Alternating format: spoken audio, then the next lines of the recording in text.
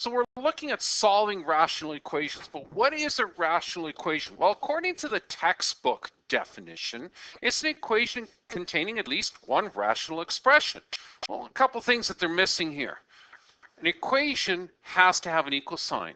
And the other thing that they're missing is you got to solve it. That means x has to be solved. So you got to figure out the value of x. So guess what? You're going to take everything that you've done so far and you're going to kind of put it all together. That common denominator stuff, the canceling stuff, everything that you've done so far has to come together right here.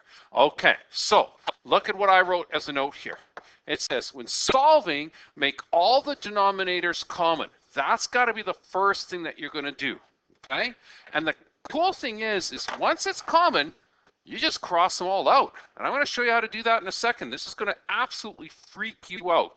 Because what's really neat here, if I give you something like 2x plus 5 equals to 2x minus 1, do you realize that you can actually cancel out the 2's right now?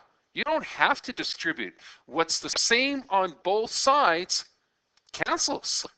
That's the coolest thing that you'll ever learn out of all of this stuff. You're going to find out something super cool. Okay, so how do you do a question like this? Well, in the olden days, we would say, oh yes, here we go, we've got this and we've got that. So all we have to do is cross multiply. Well, where did the idea of cross multiply come from? Think about this. If I cross multiplied, that's the same as saying, okay, multiply this by 2a plus 1, multiply this guy by 6a, right? Now, let me get rid of some of the stuff that might distract us, like this, okay? Let's get rid of that, all right? Well, think about this. Isn't that the same as figuring out the common denominators? Because look what this guy's missing. This guy's missing a 2a plus 1. What's this guy missing? This guy's missing a 6a.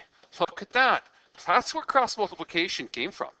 And according to this rule here, all you got to do is cross out everything, because what we learned already, when you're going across an equal sign, things that are like cancel. Look, 2a plus 1, 6a equals 2. 2a plus 1, 6a. Guess what? That's all gone, leaving you with just this mess. That's it. That's how you do solving of rational equations. Oh my goodness. And it's based on the concept of cross multiply. Oh, well, look at this. Let's do it then. That's going to be FOIL. We know that that's going to give us 6a squared. That's going to give you 2a. That's going to give you plus 3a. Look at all the Canadians there. 2a's and 3a's. Plus 1 equals 2. Check this out. All you got to do for this one is distribute. That equals to 6a squared plus 6a. Ah, check it out. Like terms, opposite sides of the equal sign. Goodbye, goodbye. Giving you 2a plus 3a, which is 5a plus 1 equals to 6a. Combine like terms. Subtract 5a from both sides. Check this out. Oh my goodness, this is going to be so easy. That cancels, leaving you 1 equals to 1a, or a just simply equals to 1. But the one thing we didn't do is, guess what? Everybody's favorite, NPVs.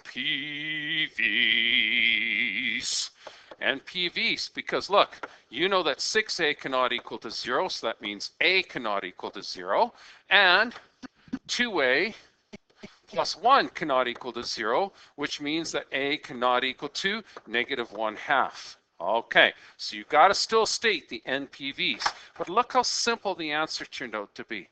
It's based on the idea and the concept of cross multiply, but now we're actually figuring out common denominators, which is very, very cool.